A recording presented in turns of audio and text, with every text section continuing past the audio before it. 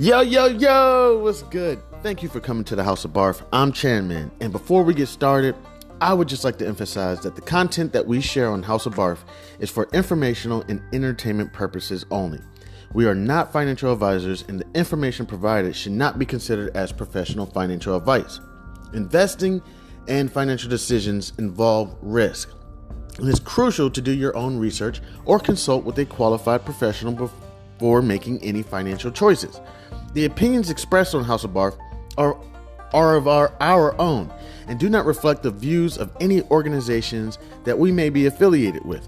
Please remember that past performance is not indicative of future results, and the financial landscape can change rapidly. Always conduct thorough due diligence and seek financial advice from a financial advisor tailored to your personal needs and circumstances.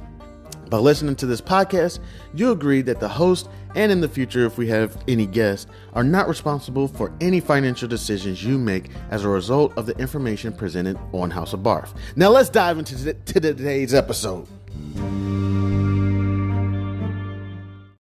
Yo, yo, yo, what's good, Chairman? House of Barf. Ain't really shit going on. You already know how it pretty much starts off. I have absolutely nothing to talk about, but then I go on for about 2 or 3 hours. I can tell you what I'm working on right now. So, recently I had a children's book published, Langston Mankson's Kool-Aid Adventure.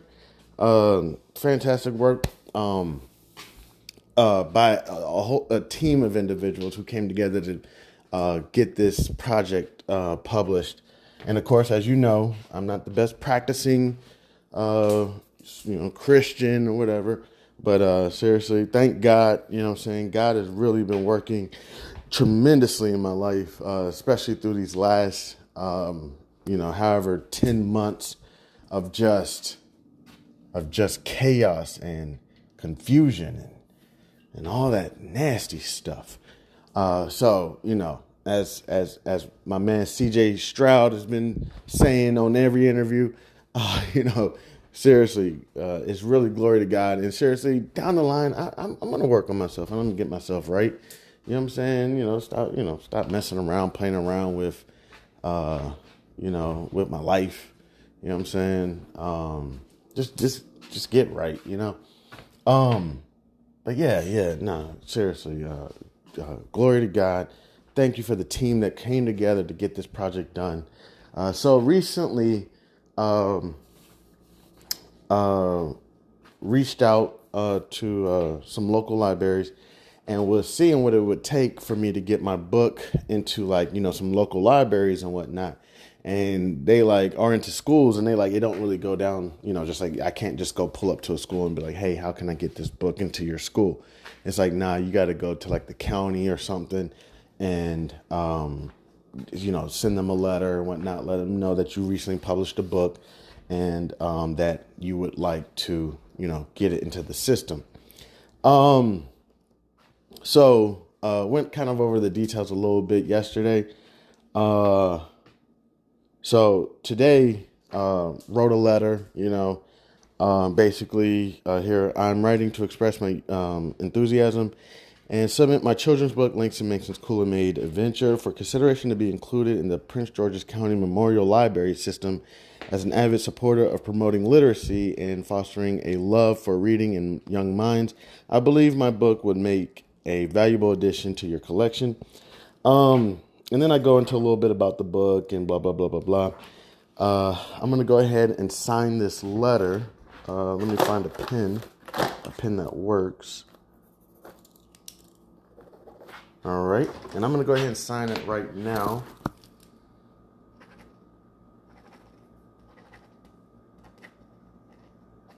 Okay. And I'm going to put this book into an envelope and put the letter in the envelope with the book. Hopefully the book doesn't get damaged. I don't have any bubble wrap. I used to keep bubble wrap around. Oh, you know what? I think I do got some bubble. I usually keep bubble wrap around. I know it's what? Who keeps bubble wrap? Bubble wrap packaging tape and scissors. I used to do eBay kind of heavy back in the day. Seriously, it brought in probably like 1,000 a week. But the thing is, it started kind of driving, not my whole family, a couple of people in my family crazy. I could be wrong. This could be sexist, mainly the women, because I guess it wasn't the most organized. It was organized to me, but I guess it was a little messy, because what ended up happening was I was selling clothes out of my closet and whatnot. And then when people get hip, I'm telling you, whatever I do and people get hip, I'm not trying to sound boastful or anything. People be like, yo, can I get in on that? So I say, sure. Just bring me whatever you want to sell. I'll sell it. And like a consignment store almost. That might be another business I want to get into as a consignment store. Because honestly, people are okay with anything you give them. So what I was basically doing was giving them 10%. And I would keep everything like separate. You know what I'm saying? So, okay, this is all the stuff, Susan gave me. Okay, this is all the stuff Sharon gave me. All right, this is everything that, blah, blah, blah gave me. So I kept it separate. So I knew. And then whenever their items sold, I gave them 10%. So I would just say, hey, link your, let me get your PayPal and whatever. And whenever your item sells, I'll give you like 10%. Now, remember real quick, this is one issue, even with, not issue, but one even thing with this book, you know what I'm saying?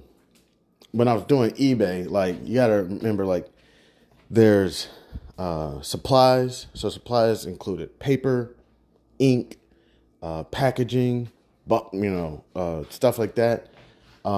Shipping, I would mainly ship through USPS because I could always find their boxes around the area. Man, I was just thinking about this story. So I would have a lot of packages, a lot. Okay. So many packages that I basically could fill up one mailbox by myself. You know what I'm saying? I could pretty much fill up probably 2 or 3. It got to the point where even the people at the post office started knowing my name, but they didn't know who I was. It wasn't until one day I had to stop by the post office and they were like, you're Chandler? I can't remember. I had to give them my ID or something. Or they asked me, what's your name? And I was like, Chandler. And they're like, you're Chandler? And I'm like, yeah. And they're like, we know you. I'm like, what are you talking about? We know you here. It's like, what? You and all your packages. Yeah, I don't even want to get into it. Like, oh, yeah, I'm just trying to do my thing. And they like, listen, look, I'm not even trying to put people out there. They're like, listen, before you post your stuff on eBay, would you mind just swinging past here real quick and letting us get kind of a first look? I'm like, yo, no problem. Matter of fact, if you ever want to swing past the house, swing past the house. You know what I'm saying? And you can go through it, whatever you want. You know what I'm saying? And a lot of times people, be going through things. You know what I'm saying? Not even just like, so for example, there may have been a tsunami in another country where they're from, or there may have been something where they're from and they're sending big packages back to, their country for all the children or whatnot, or, women or men or whatever that may be low on clothes and whatnot. So that really did make me feel good, that I was, everybody was always thinking everything's money hungry. Business people, entrepreneurs are money hungry people. It's completely false. It's almost like an artist. It's like, we listen to Terrence Howard talk about how he did Pimp and Flow or Hustle and Flow for like $4,000. Or we listen to Taraji P talk about how she did, I don't know, the last 4 or 5 movies for like $1 million and whatnot. And we say, oh, that's a lot of money. But they're like, no, you don't understand. When you do a movie, you basically give up any opportunities for a year. You know what I'm saying? So basically all I'm getting is like $100K a year or whatever. You know what I'm saying? I'm still not this person you think. That's kind of how it is even in business. Like, not everybody's Warren Buffett. Not everybody's LeBron James. You know what I'm saying? Or I don't know who else. Abigail Johnson or whatever. Or this one guy I was just reading about who sold his business for $12.8 billion or something. Here, real quick, let me get his name real quick.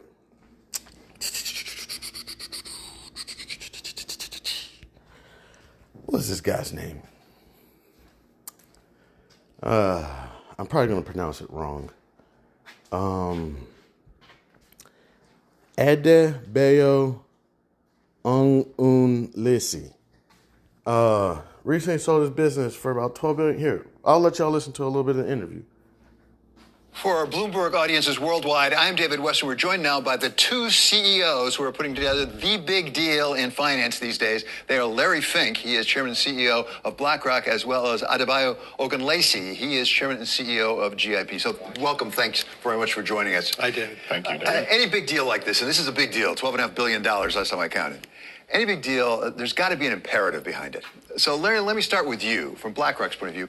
Why do you need this deal? You already are in infrastructure. You've got a pretty substantial operation there. You identify as an opportunity, but why do you need GIP to get done what you want to get done? Well, thank you, David. It's great to be here today. No, we believe infrastructure is only at the beginning of a real major asset class.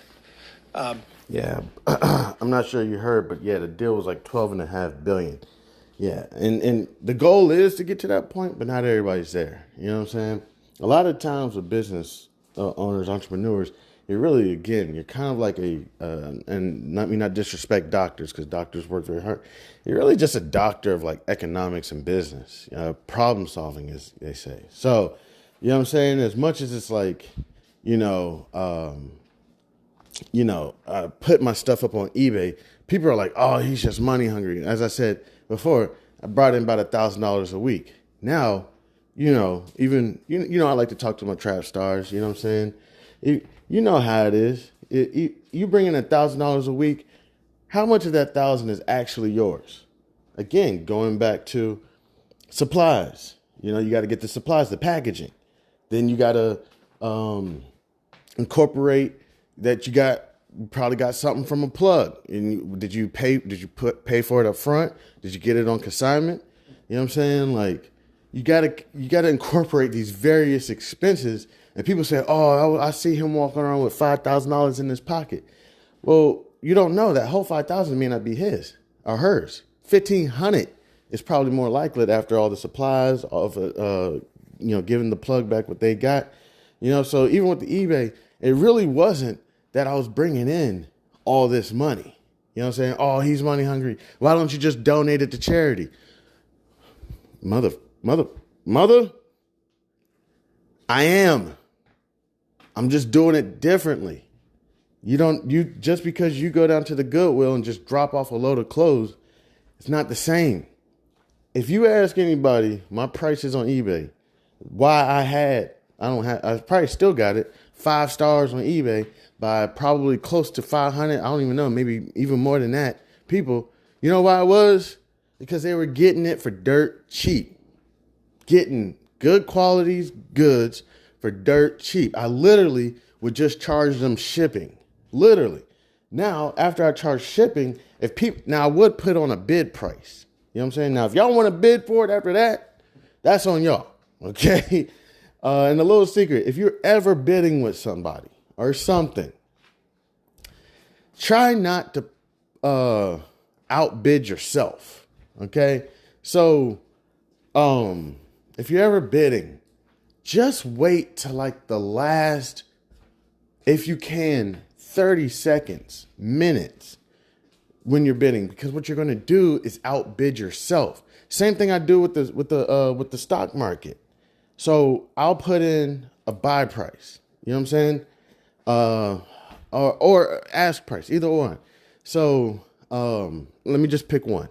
All right, I put in the ask price. I'm going to sell this at $5, right? It doesn't sell at $5. And literally, this is the thing I think confuses people about the market, because they see all these prices and everything. There's a point when your price is up. If you're paying attention, you'll see it. It's like, oh, that's my price. All right, I'm going to sell it at $5, right? Next thing you know, you go in and it's your bid. I mean, it's your ask that's up, $5. Then you go in and you put $4.95, and then it drops down to $4.95, and then you put $4.90, and it drops down to $4.90, and it's like, what are you doing? What are you doing? You're outbidding yourself. Leave it at the 5. Leave it at the 5. All right. Now, if somebody comes in up under you and puts $4.90, then okay, I can see if you go in there and be like, all right, this month trying to, all right, fine, I'll sell it for $4.85. You know what I'm saying? And then just leave it at the $4.85. But then also you can move it back up, and then once the person who undercutted you gets their bid, their ask price sold. Oh, sorry, I keep messing up. Gets their ask price sold. Yours is going to be right next. You might be right behind them. So again, you're outbidding yourself. And again, if you're bidding on something, and I'm not an expert on this, I've never really been to like a true auction, like a car auction, whatnot. Maybe I go with a buddy, but I really don't know what I'm doing. But one thing I can say on things like eBay, if you're bidding on something, just wait till like the last minute or whatnot, because you're going to outbid yourself. Because let's say, for example, you say you want to buy something for $10, right? You say, I want to buy something for $10, and there might be somebody out there who basically says, whatever price someone else bids, I want to up it by, 1%, 2%. They just want to get a penny on top of you just so that they get it. That's their settings, right? Anything anybody bids, I want to bet a penny on top of. So you bet $10, and this person says, I want it for $10.01. So then you put $10.20, and then there goes the $10.21. You're not bidding against them. You're bidding against some system that they put in, and you're really outbidding yourself. So essentially, all you really have to do, just wait till the very end, set an alert. One thing I've gotten better, and I got to give credit to one of my buddies, he says, how many times do you use alerts? I use watch lists and whatnot, and I basically check my watch list like daily. So that's kind of like, but I was up late last night. Here we go. You see, I told you I always start off with nothing. I was up late last night working on my think back, my backtracking my stuff and everything. And I really don't set a lot of alerts all the time. You know what I'm saying? I just kind of check my watch list, see what the prices are at. I even set my buy prices, whatever. Sometimes I'm getting a little bit better at that as well. But as I was doing the think back tool, it's on Thinkorswim. You can go back in time and essentially see what prices that the things traded at. I'm working on the on demand tool as well. But I was really working on think back last night, but I'm gonna work on the on demand as well. But I seen some of the prices that some of the things I was trading fluctuated on. You know what I'm saying? So like, let's say I got something at 50 cents. And right now it's at $1.50, right? And I'm like, oh, cool. It's at $1.50. I'm good.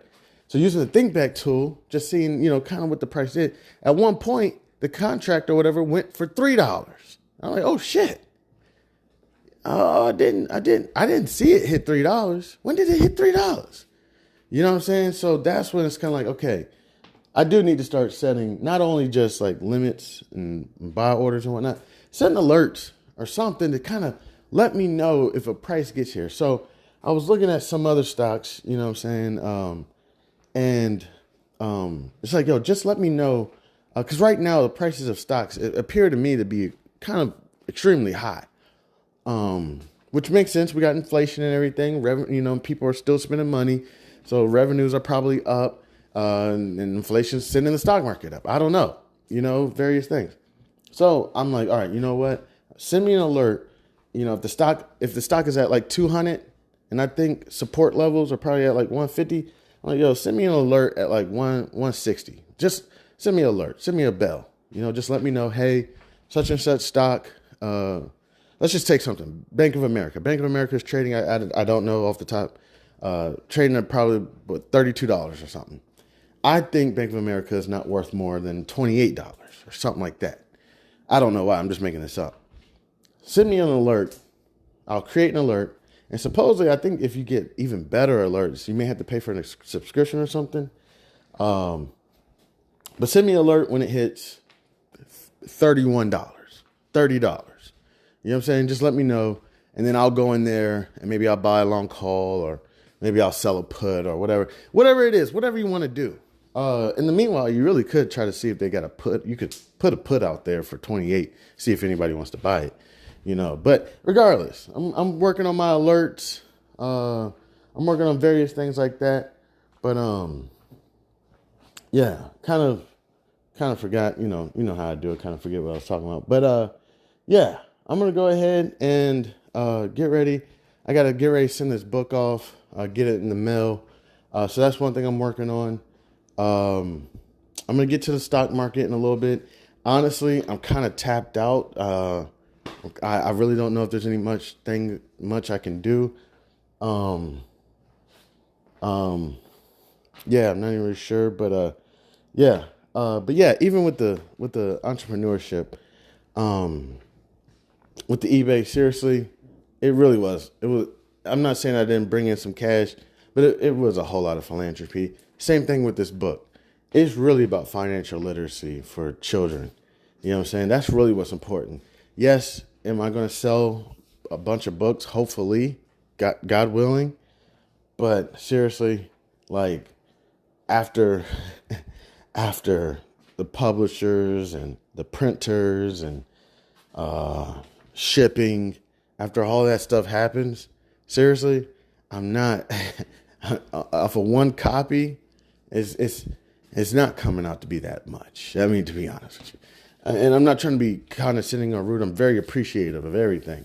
But yeah, so, you know, it really is about the financial literacy. And I would love to get this in the hands of as many individuals as possible to get the wheels churning for children on financial literacy.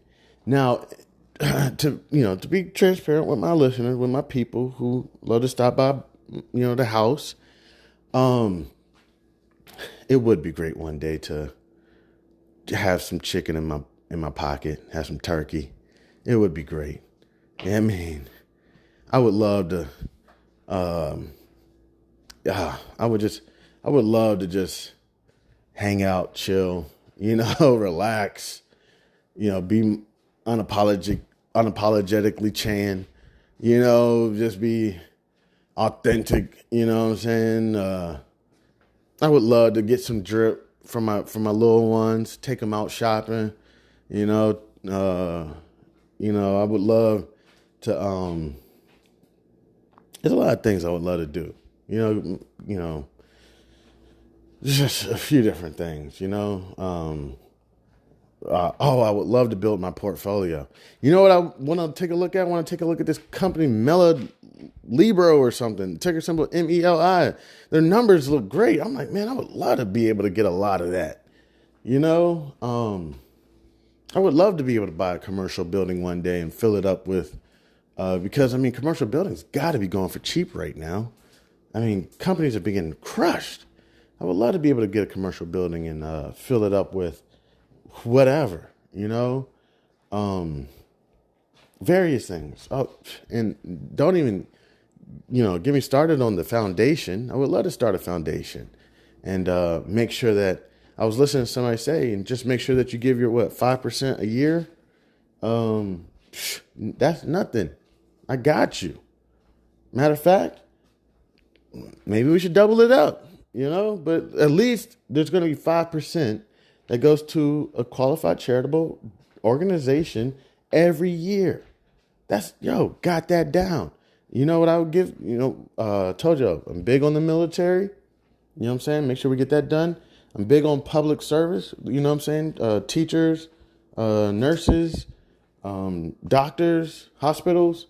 During COVID, they said that so many nurses, doctors, or whatever quit because they were overworked and understaffed. That is a travesty. Education. Supposedly, America is like, first world nation and whatnot. But in education, we're like 30th or something in math and science and whatnot. So just work on those STEM programs. I forget what STEM even stands for. Science and tech or something. Banks. What's going on with banks? Why every time I turn around, there's another bank going into default? We got to figure that out. All right. I was listening to somebody say malnutrition is about a 20. What did he say? Did he say is it 20 billion? I can't remember what he said. But he was like, let's go with a B. Let's go with a Billy because I don't want to say Millie and get it wrong. I think he said it's probably, let's just say 2. Let's just say a 2 billion. Malnutrition is about a $2 billion issue a year. Malnutrition. And another thing about malnutrition, real quick, I can say is, I'm not saying that I'm good at everything I do. Not recently, for a while now, my doctors have been thanking me for bringing in chubby children. They're like, Chan, thank you so much for bringing in your chubby babies. And I'm like, what? And they're like, Chan, I'm so sick and tired of these children coming in here on their soy milk diets and on their keto diets, and they're having mental issues and they're having ulcers and stuff that should not be happening to these children. And you can't tell these parents any different because guess what they want? They want a skinny baby. They don't want their baby being fat. But what these parents don't understand is that, and now this is medical stuff. I'm not in medical, trust me, at all. I play doctor when I'm in the house with my little ones. Oh, they got a scrape on their knee. Oh, I'm gonna go get that alcohol out and let me go ahead and bandage it up and get you some ice cream, get you some medicine, which is actually a scoop of ice cream. You know, I play doctor but in real life, no, I don't know shit about the medical field. I know pulmonary artery means your heart and your lungs, and got to work on that. I know when I have too many bevs, my liver can only process one of those bevs an hour, or an ounce of those bevs an hour. So if you're taking in 40 ounces, it's going to be 40 hours before your liver is able to process that 40 ounce, and your liver and whatnot process even when you're asleep. So that's why even if you fall asleep at 10 p.m. and wake up at 10 a.m., you don't really feel like you got a good night's rest because you really didn't. Because you got that cheeseburger that's being processed and you got that liquor that's being processed. And I think liquor gets processed first, then the cheeseburger. So really, you only got a couple hours worth of sleep. You know, a couple little things I know. And I also know STDs are transferred by mucus. So that wet is actually mucus. I could be wrong about that. See, again, I don't know. I'm kidding. I'm not going too far. All right, regardless. But what the doctors were telling me, the pediatricians were telling me is fat is good. You need fat in food. You know, people treat fat like it's a terrible thing. And they're like, fat is wonderful. When you hear people say, I want a fat baby, you just thought, you didn't realize what they were talking about. Well, now there's actually something behind it. Having a fat baby really is going to help them grow. It's going to help their brain, their organs, their body, Now, I will admit, my children do eat everything.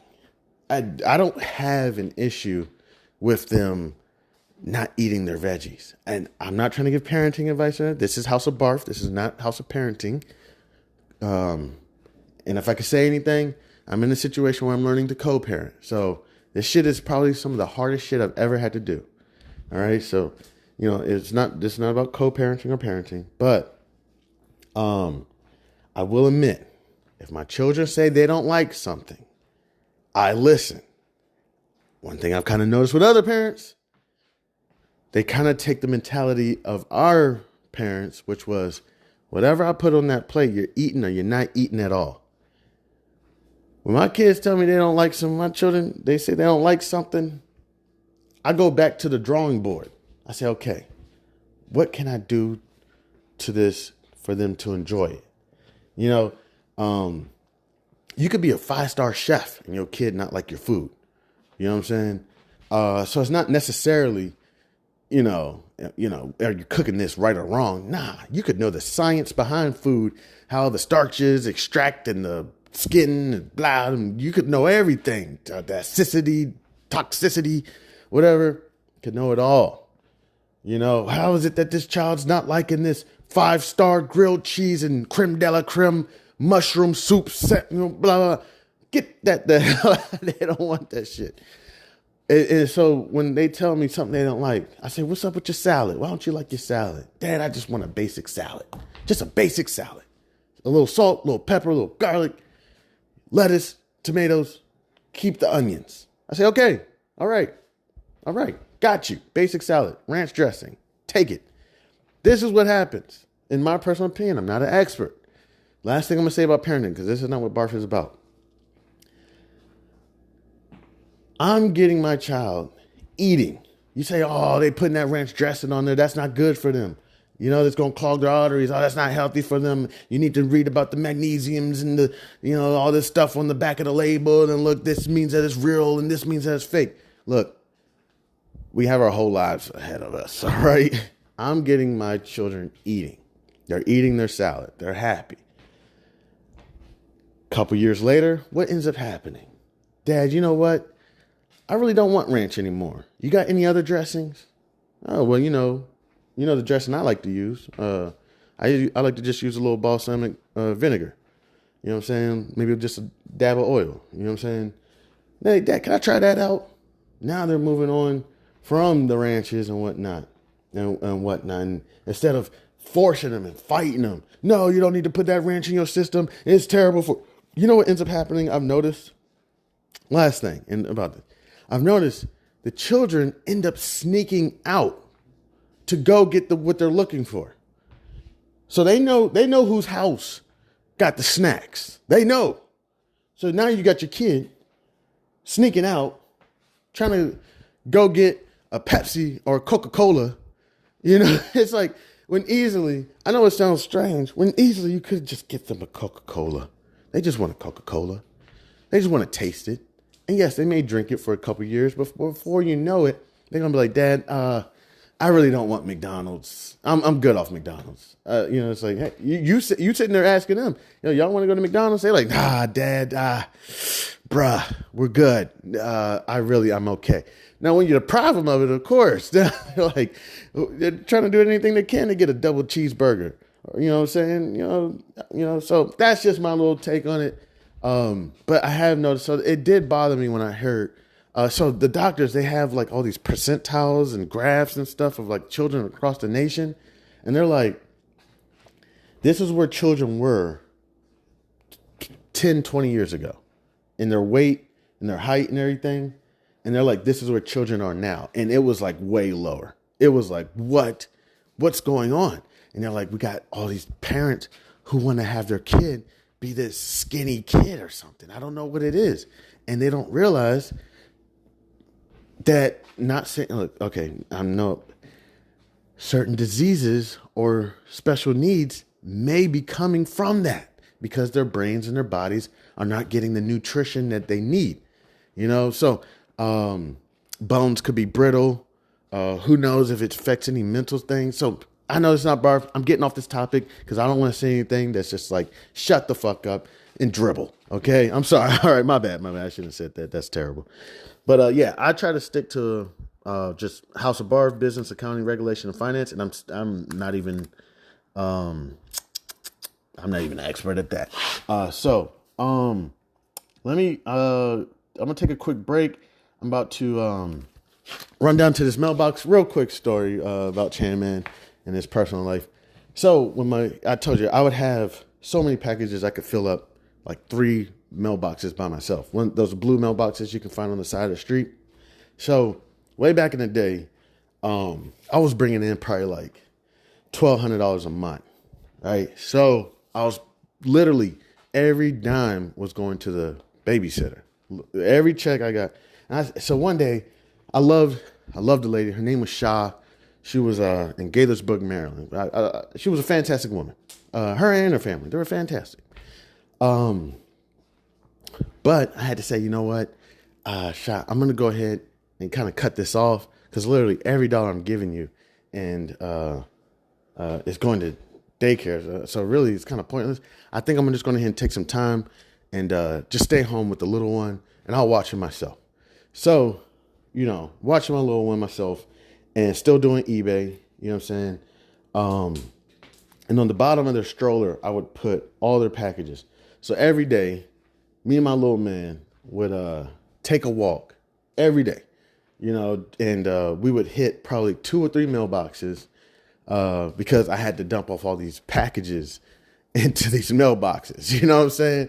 I can even tell you when they're full. When you try to pull the thing down and it won't pull down, that's when the mailbox is full. That's how many packages I would have in the bottom shoulder. And those are just the good days hanging out with my little one, just going around midday like some, what is it, Stafford wife, midday walking around, but that's what I was doing. And it was great times. And last thing about parenting, real quick, I know I'm talking about parenting.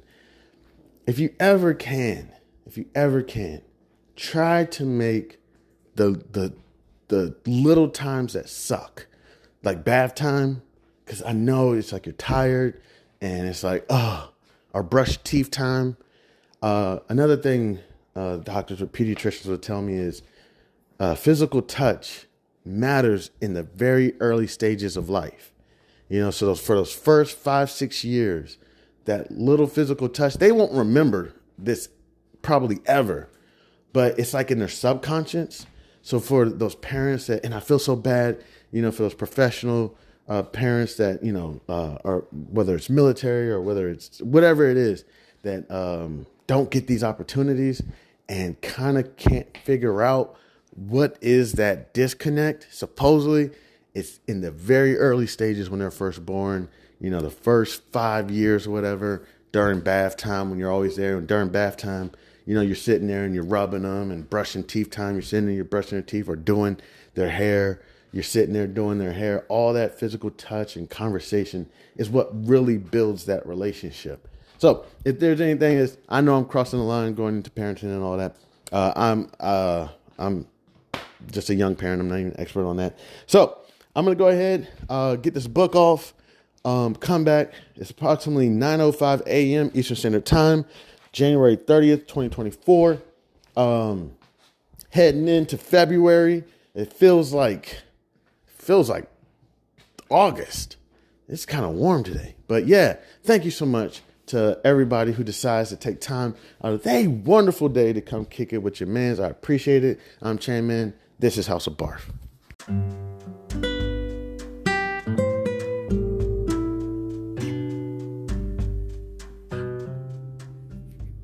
I am thrilled to introduce you to an exciting new storybook journey that I believe will capture your imagination. Allow me to present Langston Mankson's Coolamade Stand Adventure, a compelling short story that promises to transport you to a world of interest, excitement, and learning. The title of the book is Langston Mankson's Coolamade Stand Adventure by Chandler Hayes.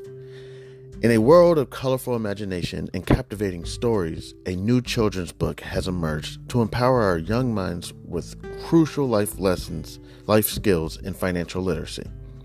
Langston Mankson's Coolamade Stand Adventure is a cheering short story written by a talented Black author who understands the importance of equipping our youth in the early stages of life with the tools they need to navigate the realm of money, savings, and smart choices.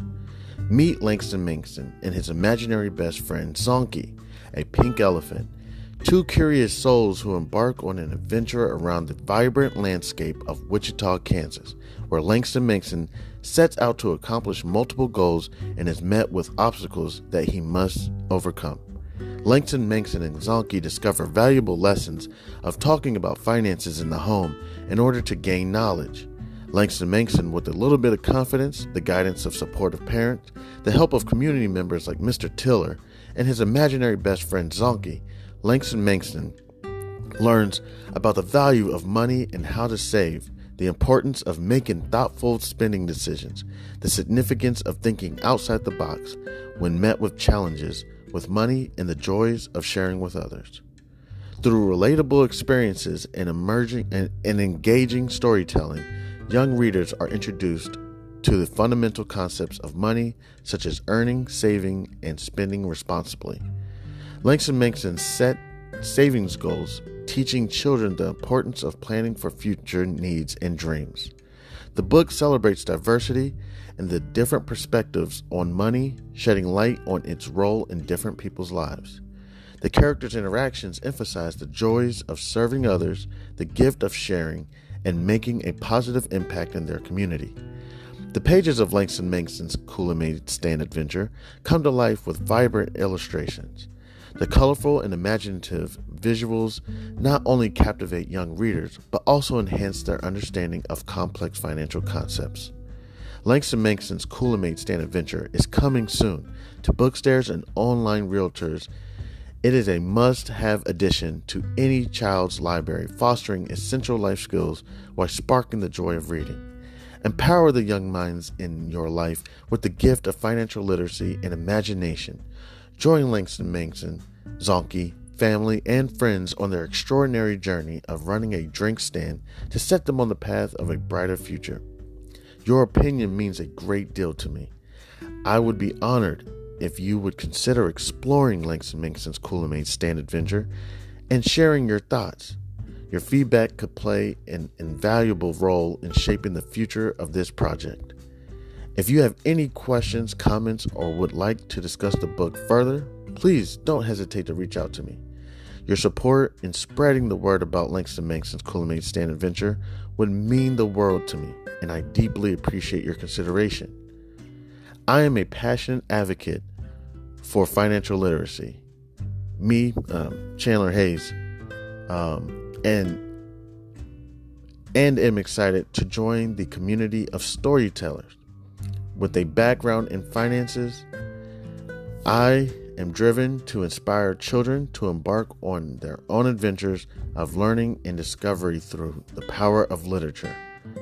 Langston Mankson's Kool-Aid Stand Adventure is a heartfelt endeavor to promote financial literacy in a fun and accessible way. As a Black author, I'm committed to providing children of all backgrounds with the tools for success, and I am proud to contribute to a more financially informed generation. Thank you for taking the time to explore this advertisement, and I look forward to the possibility of sharing this extraordinary literature adventure with you. Please feel free to contact me. You can reach me at the email c287gph@gmail.com. All right, thank you. Warmest regards. Have a great day. God bless. Yo, what's good? It's Chairman House of Barf, the most secretive podcast on earth. It's like, nah, I'm kidding. I don't know. Oh, crap. What just happened? Just getting back. Oh, no. Come on. Don't do this. Just getting back. I've already missed the best time to trade. I'm not, don't quote me.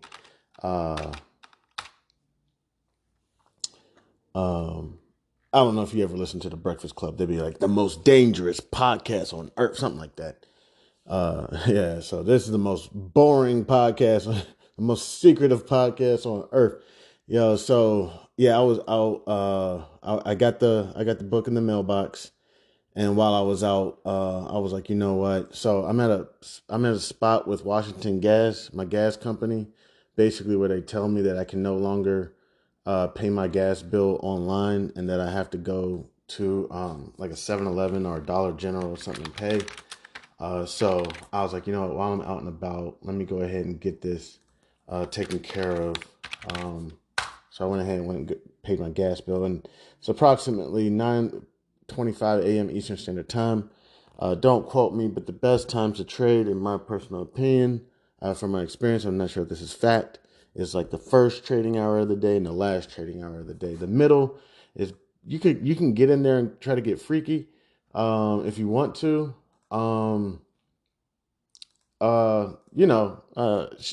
So all that bullshit, I may not even, okay, this is one reason for House of Barf, okay?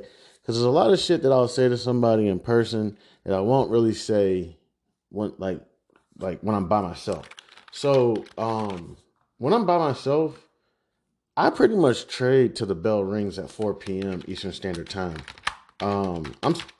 Even if I'm not trading, I'm sitting there watching right now. Now, back in the day, about a year ago, I wasn't. I'd be watching the market. People thought I was trying to trade, but I really wasn't. I was just keep observing, keeping up with the market. Now I'm in there, like whatever's going on, I'm in there. You know what I'm saying? Um, so yeah, I'm pretty much trading throughout the day, as much as I can with my eligibility. Uh, so yeah, there's different things that go on. But now I'm just catching up. So I'm pretty much sure that the volatility died off. Um, I'm just trying to catch up and see what's going on. I'm just going to turn CNBC on real quick. Bill collector's right there calling. All right, well, I'll get back to him. What we got here? Now reported a steep decline in Citadel's income, Griffin, in part due to losses from its EV unit. What do you make of the state of American competitiveness with China, especially as it pertains to some of our key industries, EVs, chips, etc.? So solar, EVs, consumer electronics, these are all areas in which the Chinese have done extraordinarily well from a competitive perspective. And watching BYD surpass Tesla in global sales was a bit of a heartbreaking moment. But we often lose sight of the fact that the Chinese economy represents 1.4 billion people. So they have a huge advantage when it comes to simple economies of scale. Okay, they're talking about. I saw something about BYD in the news as well. Didn't know exactly what happened. Let me see it. Let me pull it up real quick. BYD, if I'm correct, is a Chinese electronic company like Tesla. If I'm correct, I believe Warren Buffett has some shares in BYD. Don't quote me on that. But let me see BYD news. Let's see what's going on.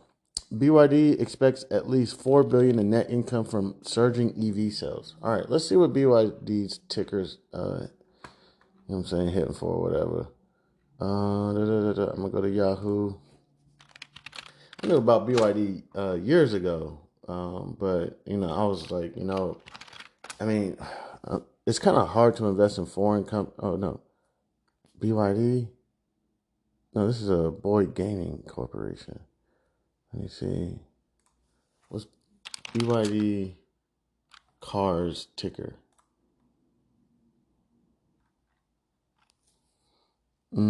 They may not even. They don't trade. I thought they did trade. I really did.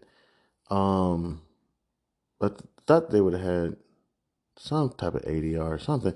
But the thing is, it comes up. Oh, here. Wait, no, this isn't it. Is that when you invest in foreign companies, there's this foreign like tax. Let me see.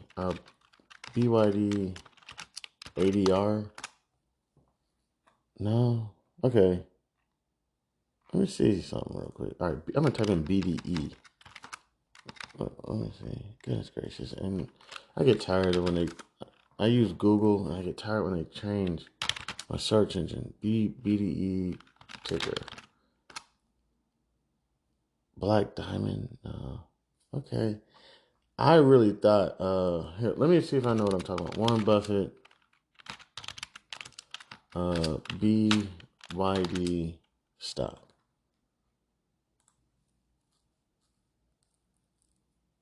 They sold their stake in BYD. Let me see. I'm going to Business Insider. Warren Buffett's company slashed its stake in BYD. Here's why the surpassing and 5 possible explanations. Damn. This always has to happen. As soon as you hop into a company, they go down, then you slash your portions, and they take over. Why did Berkshire Hathaway sell? A big reason that Berkshire has been cashing in its BYD stock may be geopoliticals. The U.S. and China have been clashing in recent months over everything from microchips in Taiwan to Russia's invasion of Ukraine. So it's very possible it got political, basically like, yo, Warren, come on, buddy, how are you going to be invested in China? And we're over here, at war with them over tariffs and all types of other stuff. So it may not have been a decision that he really wanted to make. I'm not sure. I'm not sure. I just saw that, from this Business Insider thing. So, yeah, he did have a portion in BYD. I could have swore that that you could invest in BYD. I thought I saw it years ago, but maybe I didn't. Um, Regardless, I think I'm okay. What's the other EV joint? Is it Raytheon? Let's check out Raytheon's ticker. Raytheon Automotive, approximately $16 right now. Raytheon is an American electronic vehicle manufacturer and automotive technology outdoors. Let me see something real quick. I want to see their competitors. I mean, other than Tesla. We know Tesla's the big dog, but they appear to be having some internal issues. I think the board is coming at Elon Musk's neck, and he's like, "All right, y'all want to come at my neck? Cool." Uh, Tesla was on the verge of being a technology company, but y'all want to act like that? Then I'm gonna take all my technology knowledge with me, and y'all will just go ahead and be an automotive company. And then if you become an automotive company, Chrysler, or I don't even know what the Stellantis, Ford, GM are going to blow y'all out of the water once they come around with their EV vehicles, and then you're not going to have nothing. You got to also remember, as I know y'all remember, I don't got to tell y'all, Tesla is not just known for. I don't even know everything Tesla does because you got to talk to a Tesla employee or somebody. But you also got to remember they got the charging stations that they're about to take over. So you know how we got a bunch of gas stations with the Tesla joints. You know what I'm saying? There's not that many stations. Not to mention the charging stations are taking about 45 minutes, something like that. Depending, I don't have an electronic vehicle. To be honest with you, I don't. I don't think I've ever even been inside of an electronic vehicle. Tesla, BMW, Ford, GMC, any of them.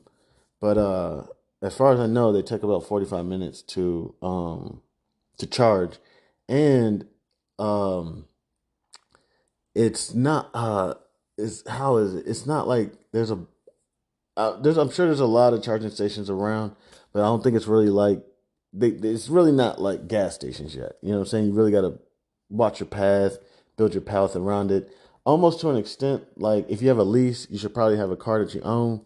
On the other end, if you have an electronic vehicle, you may also want to have a gas joint. I guess maybe for long distances or whatever. I don't know. Don't quote me. And not to mention the electronic vehicles haven't perfected maintenance yet. Supposedly, um, it's still taking a month for somebody to get a basic piece. I don't know if it's a basic piece or not, but based on supply chain issues or whatever. So if you get stuck with just the automotive side of Tesla, Tesla, you could pretty much forget about it. I mean, you could pretty much say goodbye to it. And I don't even know the other technology that Elon Musk has upside of it, his brain or whatever. Just even the battery, power and stuff that he's came along with, and the autonomous, driving of the cars. I mean, who knows what this guy's up to? Now that's just Tesla, and then he has all this other stuff that he's up to. It's not Blue Origin. I can't remember what Tesla's is. I think Blue Origins is Jeff Bezos. All right, let me just Google it since we're here doing barf. What is Elon Musk space? SpaceX. Okay, bet. Yeah, it's called SpaceX.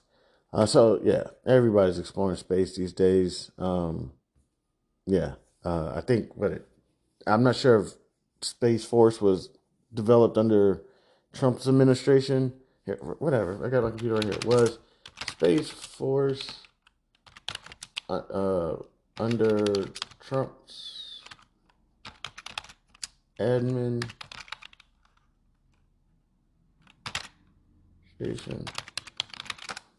Let me see. Let me see when Space Force. Oh gosh. When was Space Force? Oh gosh. When was Space Force created?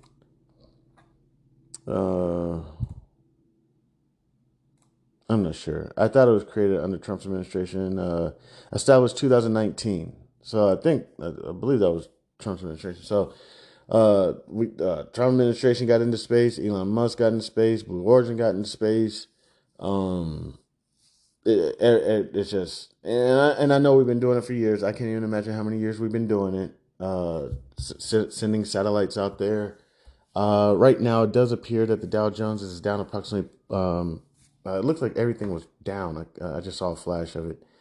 But yeah, let's go ahead and take a look real quick so you see.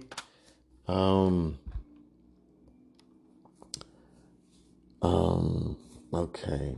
Looks like Dow Jones is down approximately 0.15%. S&P 500 is down approximately 0.09%. NASDAQ is down approximately 0.23%. Russell 2K down approximately 0.73%. Let me see what else is going on. Apple Vision Pro, what's going on with it? When's that thing coming out? The $4,000 thing.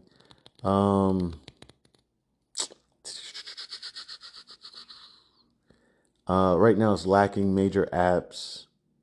Approximately, it's going to bring in approximately about 1.4 billion. How much is Apple worth? How much is that? Apple, let me go to their market cap. They're worth approximately $3 trillion. So, I don't even want to do the math. That's not really going to affect the price much. You know what I'm saying? But they're going to figure things out. Okay. Yeah, it's all on you. Oh gosh.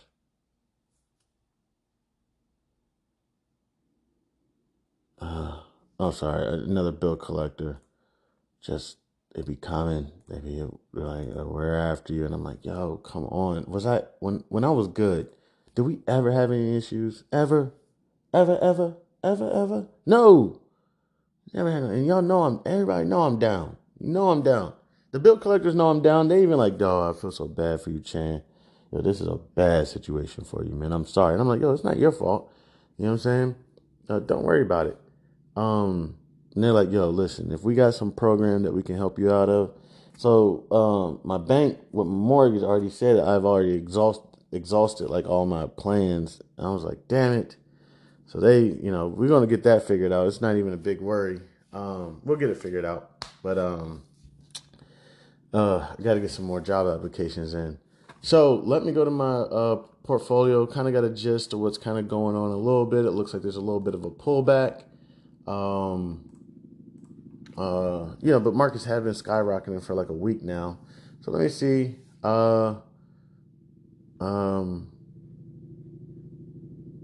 Carnival. So I got a couple short puts on JetBlue at approximately $4.50. Strike price currently right now, JetBlue is trading at approximately $5.30. So my short puts are doing pretty well. They're doing okay. I mean, I sold them at like $10. 10 cents. So I mean, the max gain I'm gonna get off of these are approximately like $20 or something. And right now I have approximately 77% of it. So, what I'll do probably towards the end of market today, let me see. Okay, so I'm gonna go ahead and put in a limit order to buy these contracts back at 1 cent. So I sold them for 10 cents, and I'm gonna buy them back for 1 cent. They only have another. What is JetBlue got?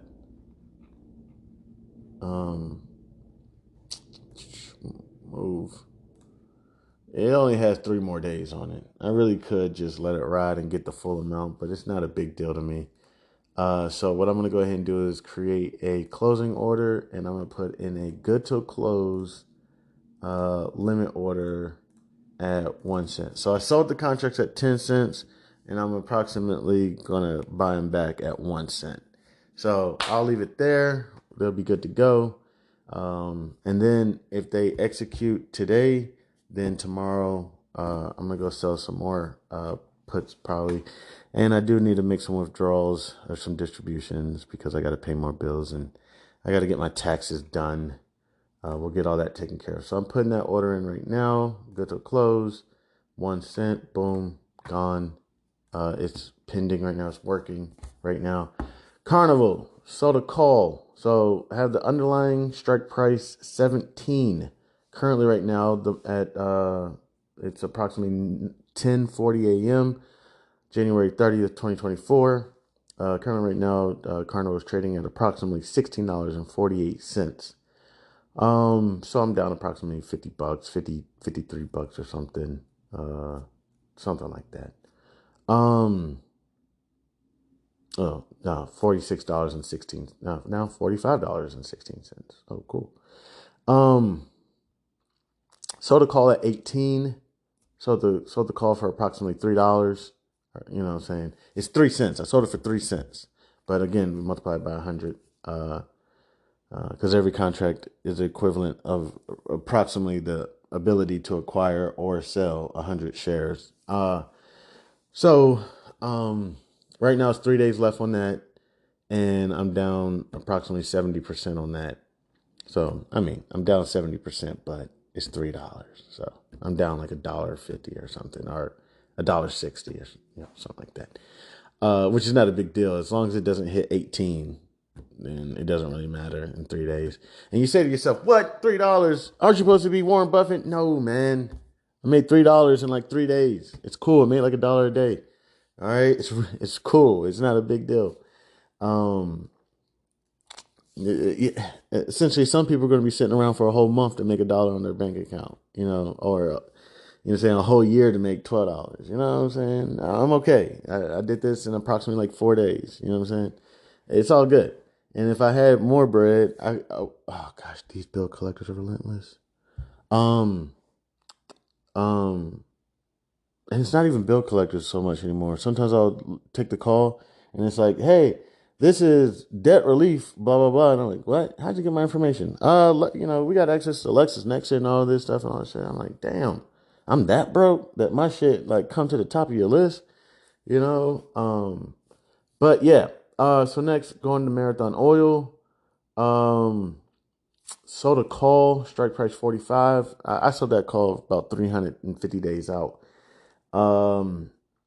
So yeah, I sold the call for approximately like $15 too. Now that I get you. All right. So it's like $15 in 350 days. That's outrageous. Yes. So let's see what that comes to. That comes to approximately, I don't know, like $1 a month, something like that. So $15 divided by 3, 53, something like that. So that comes to about 4 cents a month. You know what I'm saying? I get it. No, I'm sorry. 4 cents a day. It's about 4 cents a day. That's fine. It's cool. The main thing I'm concerned about with that is being able to sell that contract at my cost basis. And I know what you say. Oh, you don't got to be concerned with that. You know what I'm saying? Yeah, your cost basis is 45. Between now and then, you could definitely, you know what? I may do that too. Between now and then, I could sell so many contracts between now and then. But the thing is, my cost basis is 45. And right now, approximately 10:42 a.m. Eastern Standard Time, January 30th, 2024, Marathon Oil is trading for approximately $23.22. I don't want to go in there selling contracts at like 25 and one day I'll wake up and they're like, yo, you've been assigned. And I'm like, damn. Yeah,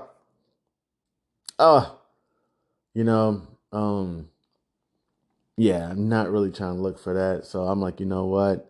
I found a contract, sold a contract about a year out for $45, $15. I don't really care about the 15. I really cared about the cost basis. You know what I'm saying? Now, if I can catch it in time, I can roll it for a loss. You know what I'm saying? But then that starts eating into all my premiums that I collected. You know what I'm saying? I don't know. Let me just take my time with that. I'm just going to take my time with that. I may need to take a little bit more risk. So let's go ahead and take a look at some of these MRO contracts real quick. Like 3 days out. I see a contract that basically saying that this isn't going to go above $24.50 and I could get $3 now. You know what I'm saying? In 3 days. My concern is if this thing shoots up past $23.50 or $24.50, whatever it was, that I'm going to get assigned in my sleep or something. And yeah, I get to keep the premium, which is great, but that's not what I'm trying to do. Not at least not right now. Let me get it figured out. I may switch up my plans. Other than that, working on it's going to suck, trying to get a job, trying to put more money in my portfolio. And there's a couple companies that I am looking at. I'm not saying these are the best companies, okay? I was looking at this one company called, let me see, Public Storage. Ticker symbol PSA. Let me see, PSA ticker. Currently, right now, again, it's about 10:45 a.m. Eastern Standard Time, January 30th, 2024. Currently, they're down approximately 1%. But I was looking at some of their, and I'm not saying they got the best numbers. I was looking at some of their numbers. Let me see. Profit margin is approximately 47. Here, let me pull it up on. Let me see. Let me see if I can find. Yeah, net profit is approximately 48%. Compared to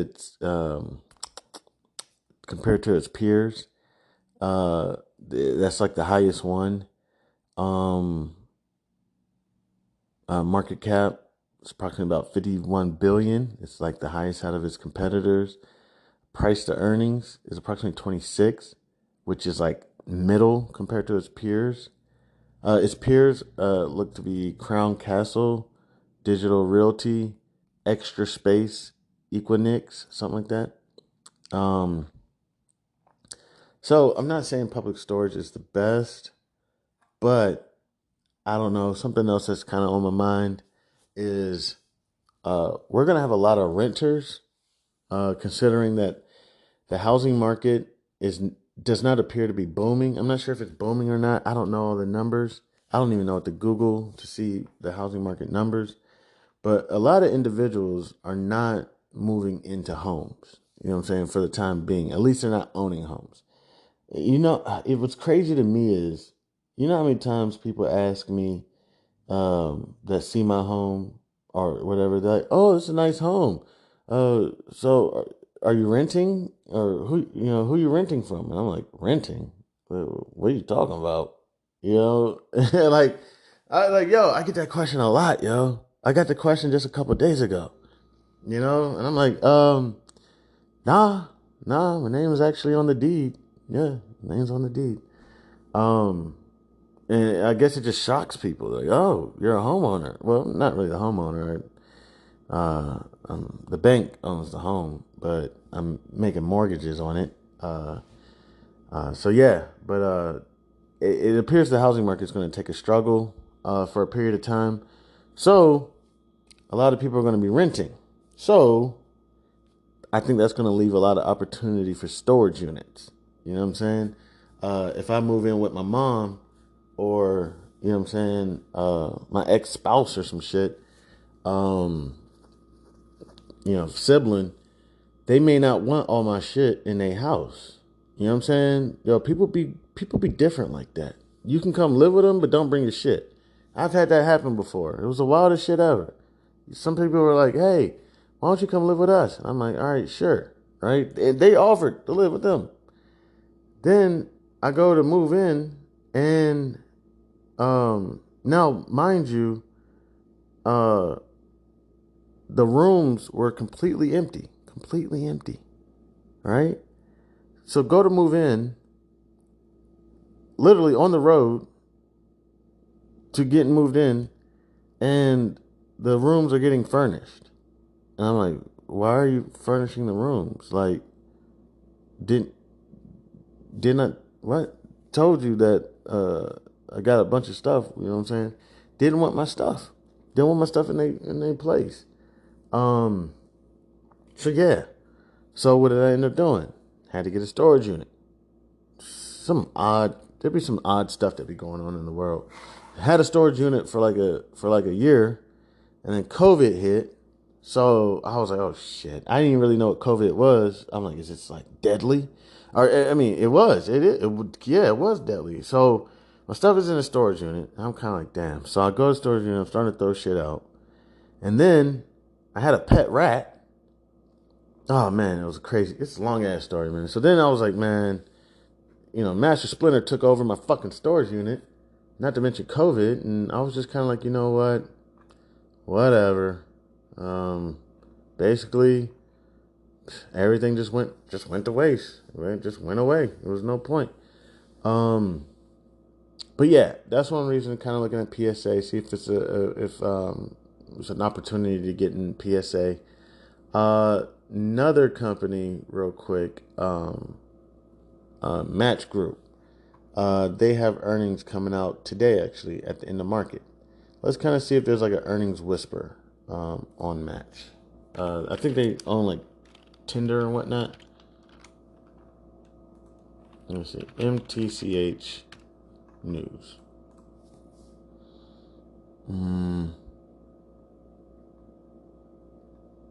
Let me see. I think there's literally something called Earnings Whisper. And I would love to be able to have the eligibility to trade all these. Like Mitch Earnings Whisper. More earnings. Okay. Doesn't look like anything's came out yet. But yeah. MTCH News. I'm going to take a look at that.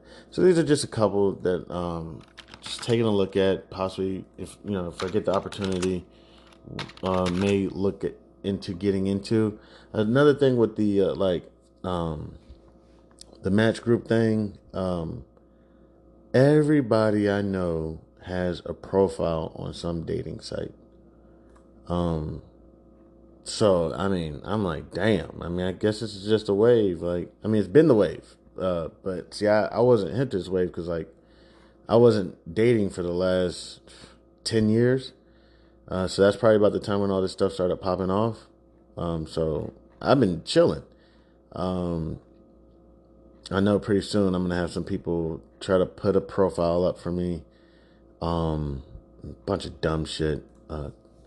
It's not even that I'm against dating or anything right now. It's just like, dog, sometimes you're good. Sometimes you're really good. People think that, like, I don't know what people think, like, you're not good. Sometimes you're like, no, really, I'm okay right now. I'm really okay. So I know pretty soon somebody's gonna put a portfolio up for me. You know what I'm saying? I'm like, yo, you dumb idiot. Now I'm gonna have to go on all these dates and whatnot and entertain, and money's gonna be getting blown, and women are gonna be getting free meals and not even talking to them ever again. And then going to be asking for cell phone bill money and all this other stuff. And I'm like, dude, I really don't feel like dealing with it. I'm really cool. They're talking about Vision Pro right now on CNBC. Let me see something. This for, right? You sit at your laptop all day. You literally all day. This weighs on your head all day. And so there is an endurance question here. How long have you worn it? My video review, I challenged myself to wear it 24 hours. Full day. I did take the break to sleep. I also took the break to go to the ski mountain in them because they look like ski goggles. But I wore them pretty much consistently for some 6 to 8 hour stretches. And headaches? No? Headaches, eye burning, a little bit of neck pain. Are they meant to wear 24 hours a day? Absolutely not. These are meant to wear for a couple of hours at a time, if you can even go that long. I think really I really think a movie is a good stretch to wear these. But of course, if you're also laying down, that takes some of the pressure off your head. They show these while you're wearing them on an airplane. I couldn't test that yet. There's a special travel mode for that. So I do think you're going to see these out and about with people traveling. Wild. But for $3,500, right? Who's going to buy them, and for what reason? As I said in my review, I think this is a Apple diehard product right now. These are for the diehards. They're for the app developers. It's for somebody who wants to see a peek at what this future looks like. You put these on, and that's why I wore these for the 24 hours. What are we going to do with these in our daily lives eventually? I mean, one of the coolest things I did with this was cook in it. Okay, I was able to set timers in my environment right over the pots, right to be able to see the recipe on the wall. That's cool. These are all future use cases when this thing is lighter, when the battery life is better, when it isn't so buggy, when the display is better. This is a first generation Apple product. Is that what you mean when you say... All right. Yo, big ups to her. She's going 24 hours with the Apple goggles. If I get my money up, I'm not a diehard Apple person, but I'm probably going to get a pair, and I'll probably... Oh, my bad. Good. It is the best headset out there. My bad. Yeah, I'll probably get me one. Yeah, it's cool with me. All right. We're just discussing Match Group. Let me look at some of these numbers real quick. Something that I would be interested.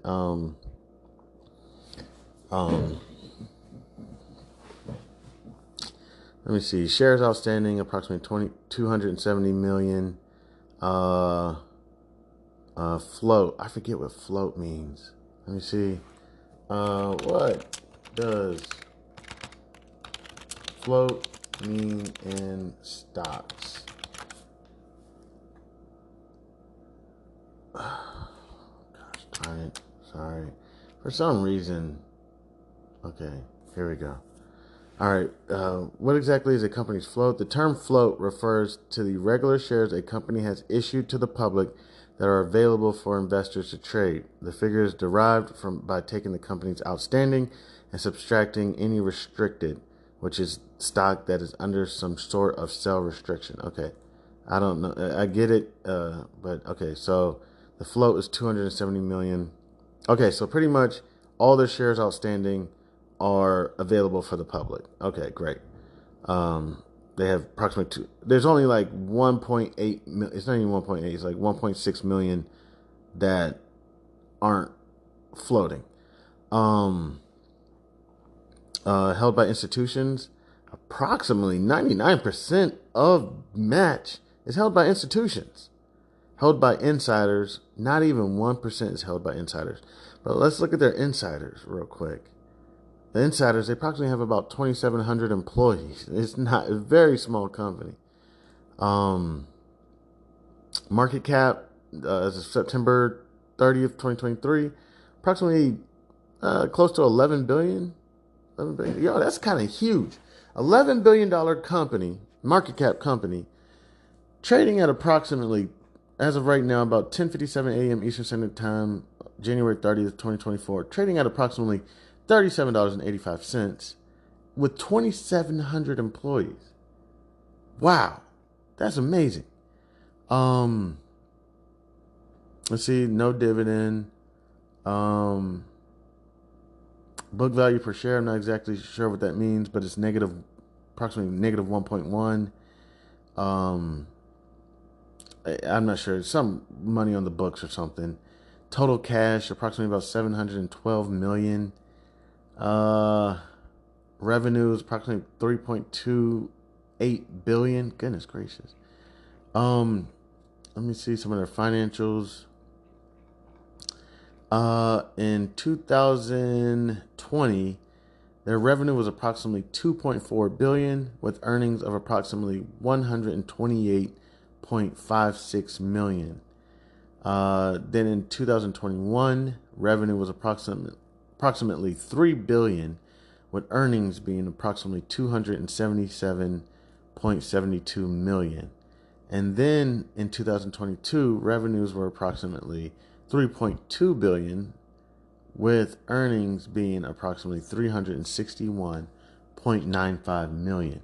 So I mean, for the most part, I mean they're doing pretty well. You know, cost of revenues look pretty decent. Earnings before interest and taxes look pretty good. I forget what the EBITDA is. Earnings before interest, taxes, and amortization, something like that. Looks pretty solid. Yeah, it does not look like a bad company. So taking a look at that. So what I'm gonna go ahead and do right now, I think pretty much it's a wrap for me for the rest of the day. Probably just gonna go ahead and wrap it up, get some lunch.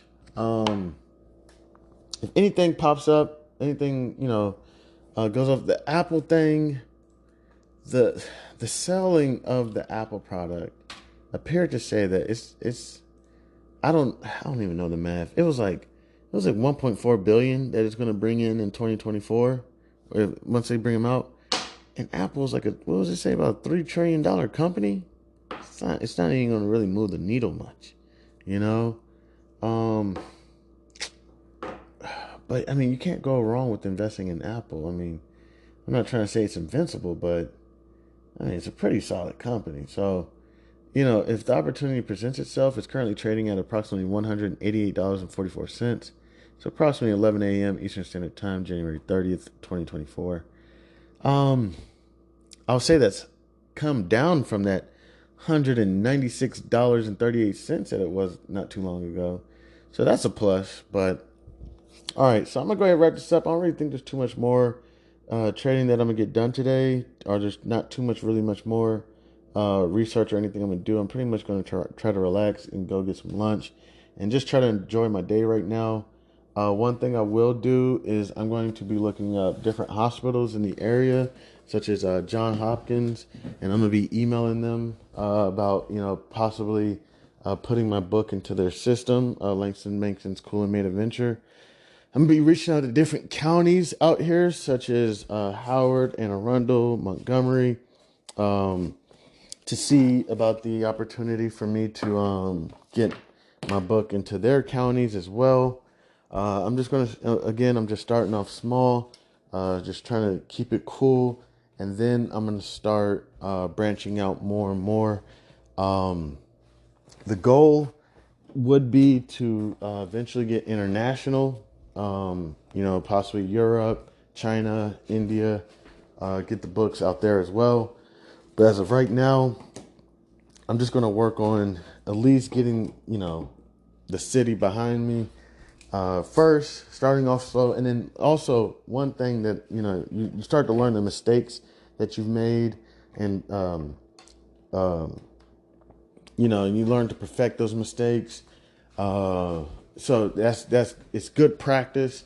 I'm also going to be reaching out to the flea market. Told me to call them on Friday, but I don't have any books right now. I have an order for books to come in. They'll be here soon, and then I'm going to be reaching out to different bookstores to see if they will give me the ability to do book signings in their stores. Also, I started Chandler Gregory Hayes. It's a financial therapy company. I need to start working on being able to get that advertised better. Essentially, it's going to be financial therapy as well as entertainment, such as House of Barf, as well as community outreach. When that the community outreach, seriously, if you could think, it's seriously just sitting around. I don't know much about therapy, but essentially sitting around talking about things that are going on, but focused more so on the financial aspect. One thing I've noticed with people in finances is there's a lot of individuals who put their bills under their couch.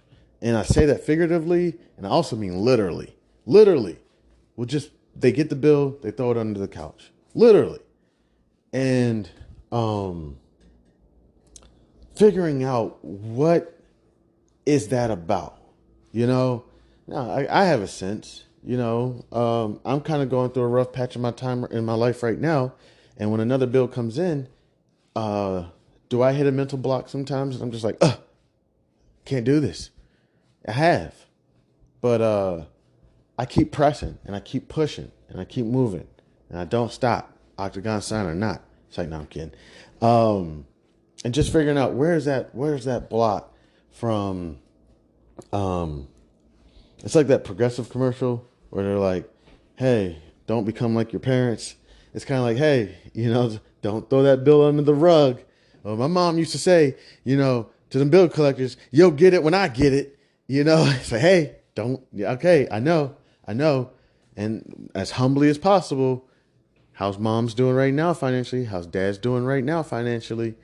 And you could say that they're retired and they don't need to work for another dime or work another day in their life. I get it. But would you say they're financially literate? You know?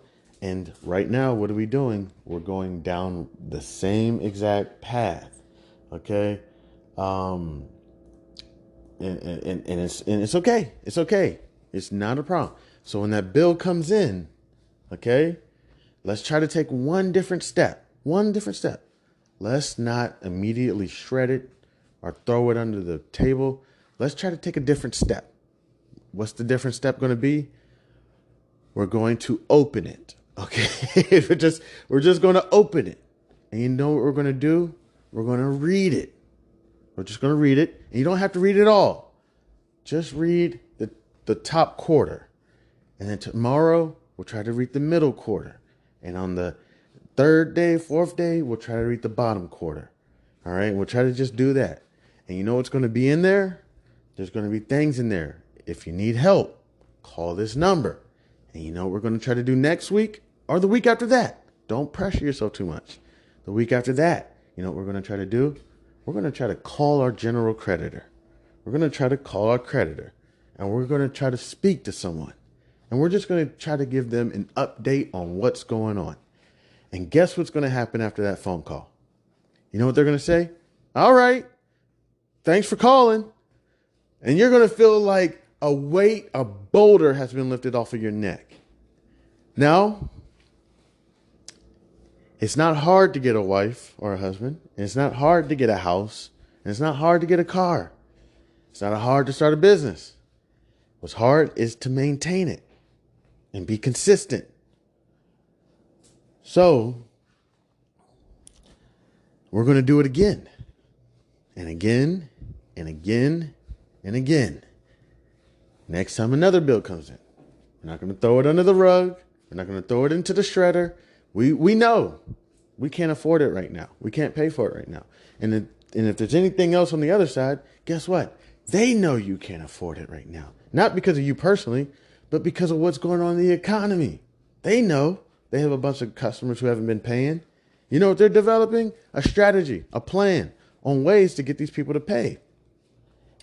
I literally had someone call me the other day talk about, hey, I'll give you a holiday discount if you pay your bill right now. I was like, yo, I didn't even know I still owed that bill. I thought I paid that bill months ago. I really did. I was like, wait a minute.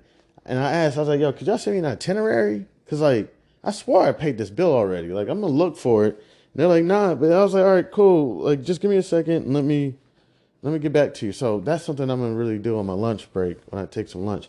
So, yeah, I'm working on Chandler Gregory Hayes. For some reason, it's coming up as Hayes, Chandler Gregory. I thought I put it up on Google, and now Google is saying that people can't see it because I guess I didn't put up a photo or something. I'll get that all taken care of. But yes, financial therapy. And then moving into, and trust me, when I talk, I'm not going to seriously sit there and try to be like the expert. You know what I'm saying? I'm seriously just going to sit there and listen. And we may even have a bev. You know, we never know what's going to happen. Even the community outreach programs. Essentially, you know, the networking events. And I do definitely mean to join the Chamber of Commerce. I need to join them or something. Seriously, I could have a networking event and you may not even hear me talk about BARF or business or finances once. You may sit there and say like, yo, I went to this networking event of Chan's and literally he didn't do shit. He didn't talk about business. He didn't talk about finances. Nothing. I don't even know what the point was. Well, the point was for you to come and have a good time and let your hair down from all the business and financial talk and kind of just release. And at the same time, guess what? There's other business and accounting and regulation and financial people in the room. So what does it give you the opportunity to do? Exchange numbers, exchange social media information, exchange ideas, you know? And you think it's going to be this event where it's like Moulin Rouge, where I'm going to step on the stage and be like, hey, everybody in here, you're going to be rich. You're going to be wealthy. Listen, you know me. If you're a child of God, you're already rich. You're already wealthy. All right. You're good. You're good. All right. Now, if you're not a child of God, I understand. We're going to work on getting you the riches and the wealth. You know what I'm saying? What you're trying to see. I don't have it. You know, I don't know how to get it. If I knew how to get it, I'd give it to you. You know, like I don't got it, but we'll work on it. We'll work on getting the treasures of, of earth. You know what I'm saying? We'll work on it. I know it just sounds crazy, you know, but yeah, we'll work on it. Trust me. We'll work on getting wealthy. We'll work on, getting rich. And the way that we're going to do it is there's going to be various different strategies. I don't have all the answers. Okay. Seriously, if I had it, I would seriously give it to you or let you know.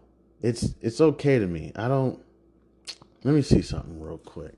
Yeah, to get that wealth, you know what I'm saying? It's probably a plethora of things that we have to do, from different investments, different real estate, different philanthropies, different foundations, different innovations, different ideas, inventing something, solving problems. It's all types of stuff to get done in order to become that rich, wealthy person.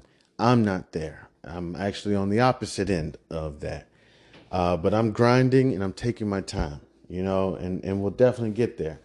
So the community outreach program, seriously, I could have a cookout at the park, you know, once a week. You know what I'm saying? Every Thursday night, every Friday night, dinner's on me, you know, if I had it. And not once, not twice, may I be out there talking about financial literacy. Now, you're going to know the vibe. I mean, if Chairman's there, you can know the vibe. You know it's about business. You know it's about accounting, regulation, finance, you know. But one thing I've noticed about business, accounting, regulation, and finance is you have to plant seeds. Seriously, I'm not trying to act like the expert here, but you got to plant seeds with people. People don't want to hear this bullshit. As much as somebody like me likes to go around and talk about BARF, do you know one of the hardest lessons that I ever had to learn was to stop talking about BARF? I learned that shit probably like mid-20s. You know what I'm saying? When you're pumping, you're learning about insurance, you're learning about annuities, you're learning about stocks, bonds, treasuries, all over the place. And you're just so excited. It's like when your child learns to start spelling their first words and they're going around saying, hey, DAD, CANYOU, PASSMEMYHAT. And you're like, huh? You know, like, why are you going around doing? What did you just say? You know, and they're just so excited. It's just like that. You know what I'm saying? The juices were flowing, and you just want to go around spell every word. Oh, that's a nice TREE. Oh, okay. Yeah, you're right. It is. That's a nice tree. You know, and that's what it was. I was going around. I love business and finance. I really do. I know there's so many people hate financial people. Yo, listen, I'll go to a bar, right? Bar I go to regularly. Go in there and chill. Look at the sports game, everything, right? People talk to me, chill with me, cool with me, everything. The one time I tell them I'm in finances, they're like, ugh. That's another reason for the name of House of Barf, okay? Seriously. Like, it really disgusts people. Finances. I would never date a financial guy. I'm like, seriously? Why? I hate financial guys. It's like, oh, hey, But see, me, I look like a homeless guy, so nobody really ever thinks I'm in finances. They're kind of like, hey, bum. I'm like, hey, another beer? Yeah, sure. Tall or short? Tall. It's like, I know that sounds terrible. Yeah, so nobody really cares. I'm not intimidating. I'm not a threat to anybody. You know what I'm saying? As soon as you tell me you're in finances, hogwash. It's like, damn.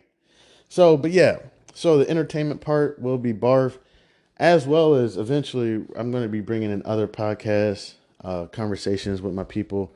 And those podcasts will probably not be ran by me. One of them might be ran by me, where I actually bring in a partner of mine, or maybe one, or maybe a duo, or maybe a triplet, something like that. Nothing too much. I really can't do the whole quadruple 5 people thing. You know what I'm saying? It's not my thing. Quintuplets or whatever. I probably can't really do much in a duo, but it's still going to be like House of Barf. Me probably having a bed with my person. We're sitting there. We're just talking about shit and recording it. Other than that, the other ones will be like the, I don't know, I guess the Andrew Tate kind of conversations, whatever, about, I don't know, you're a bitch, Daniel Goggins, you're a hoe, you're a fuck boy, and you need to get your lazy fat ass, come on, man, go join Stafford College University. I don't know, go run 5 miles right now, blistering cold, butt naked, you're a sucker, I don't know. I don't really know. Honestly, to tell you the truth, I really have never listened to him. I've only listened to like snippets of him, and I'm sorry, that's just what it kind of sounds like to me.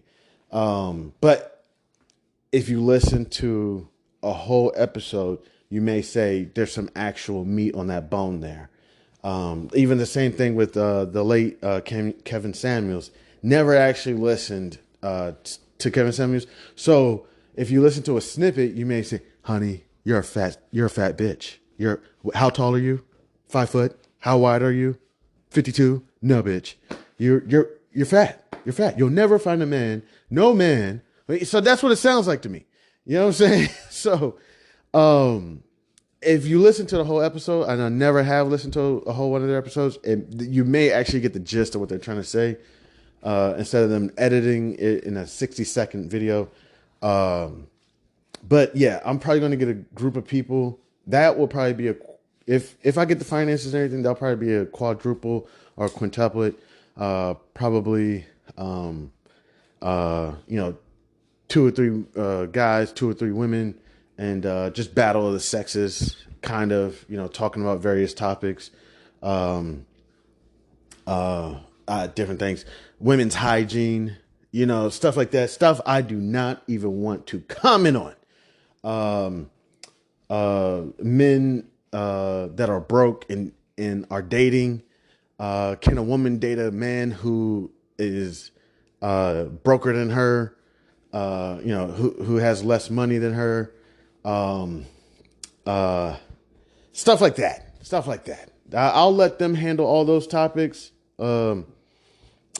Sex positions and all that, relationships and all that stuff. I'm gonna let them handle all of that.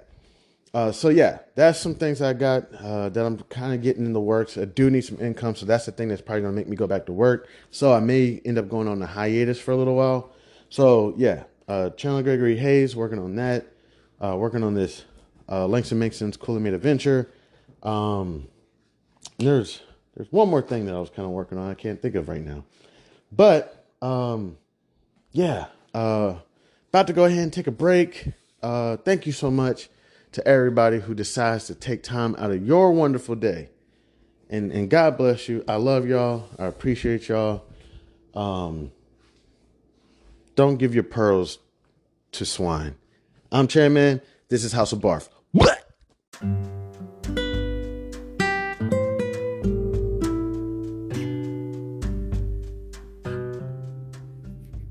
I am thrilled to introduce you to an exciting new storybook journey that I believe will capture your imagination. Allow me to present Langston Mankson's Coolamade Stand Adventure, a compelling short story that promises to transport you to a world of interest, excitement, and learning. The title of the book is Langston Mankson's Coolamade Stand Adventure by Chandler Hayes. In a world of colorful imagination and captivating stories, a new children's book has emerged to empower our young minds with crucial life lessons, life skills, and financial literacy. Langston Mankson's Coolamade Stand Adventure is a cheering short story written by a talented Black author who understands the importance of equipping our youth in the early stages of life with the tools they need to navigate the realm of money, savings, and smart choices. Meet Langston Mankson and his imaginary best friend, Zonky, a pink elephant, two curious souls who embark on an adventure around the vibrant landscape of Wichita, Kansas, where Langston Mankson sets out to accomplish multiple goals and is met with obstacles that he must overcome. Langston Mankson and Zonky discover valuable lessons of talking about finances in the home in order to gain knowledge. Langston Mankson, with a little bit of confidence, the guidance of supportive parents, the help of community members like Mr. Tiller, and his imaginary best friend Zonky, Langston Mankson learns about the value of money and how to save, the importance of making thoughtful spending decisions, the significance of thinking outside the box when met with challenges with money, and the joys of sharing with others. Through relatable experiences and engaging storytelling, young readers are introduced to the fundamental concepts of money, such as earning, saving, and spending responsibly. Langston Mankson set savings goals, teaching children the importance of planning for future needs and dreams. The book celebrates diversity and the different perspectives on money, shedding light on its role in different people's lives. The characters' interactions emphasize the joys of serving others, the gift of sharing, and making a positive impact in their community. The pages of Langston Mankson's Coolamade Stand Adventure come to life with vibrant illustrations. The colorful and imaginative visuals not only captivate young readers, but also enhance their understanding of complex financial concepts. Langston Mankson's Coolamade Stand Adventure is coming soon to bookstores and online realtors. It is a must-have addition to any child's library, fostering essential life skills while sparking the joy of reading. Empower the young minds in your life with the gift of financial literacy and imagination. Join Langston Mankson, Zonky, family, and friends on their extraordinary journey of running a drink stand to set them on the path of a brighter future. Your opinion means a great deal to me. I would be honored if you would consider exploring Langston Mankson's Coolamade Stand Adventure and sharing your thoughts.